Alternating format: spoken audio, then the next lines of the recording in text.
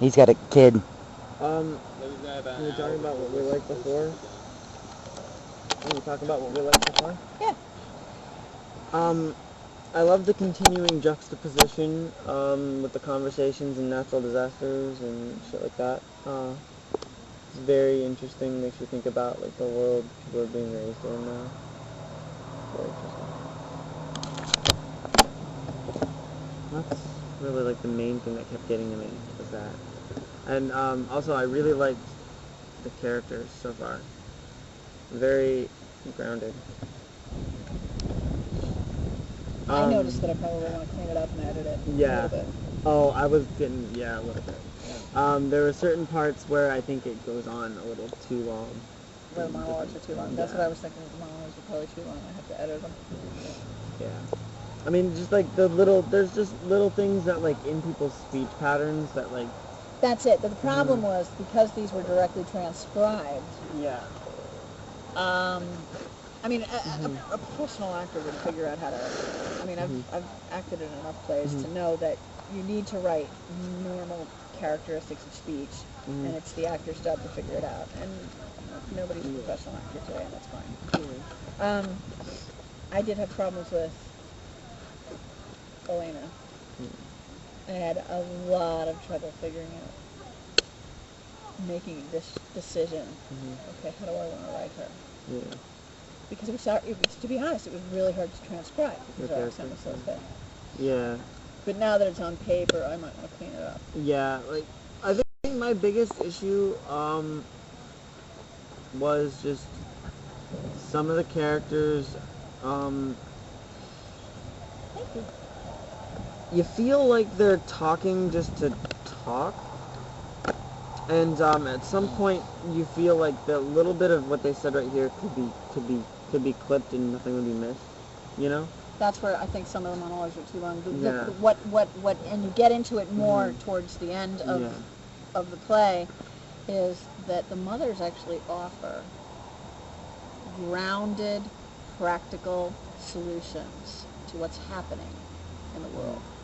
I mean, not like they can solve the nuclear power plant explosion in Japan, but through the act of motherhood, they can make the earth a healthier place. I mean, there's one woman who has a PhD in chemistry and she's raising bees. Well, because of pesticides, we don't have any bees to pollinate the crops, which is kind of killing our, grocery market. So there's a mother who is making a concerted, responsible effort to make the planet a better place. And those kind of things, those are what I wanted to point out. Yeah. But I think it does need some editing. Yeah. But I definitely would like to find out someday if this is going to be done at the Art Center, when and where. I don't know. They have to say yes, and I don't know that they do any local playwrights. I think they do like 2 or 3 a year. Do they really? From what I gather, they were talking about. I think they produce like 1 or 2 a year. That would be sweet. I don't quote me on it, but I was told. Okay. But then again, I was told that we were going to try to work with the Art Center to do something one of these semesters, and they never happened. So. Who's we? The English Society? Oh no, not the English Society. I was talking to Natalie Hui about that, but that's not even. Don't even cut that out if we put that on. The only. I'm not bringing up people's names. Granted, I couldn't hear you most of the time because I am partially deaf and. Oh, I'm sorry. No, that's fine. I was trying to talk loud. That's fine. It's just any other sound can sometimes block out an entire person talking. That's why I don't like to ride in the back of the car sometimes because I can't hear anything anybody's saying in the front seat. But the biggest issue I had that I noticed, especially while I was reading, is that there's a lot of unneeded repetition.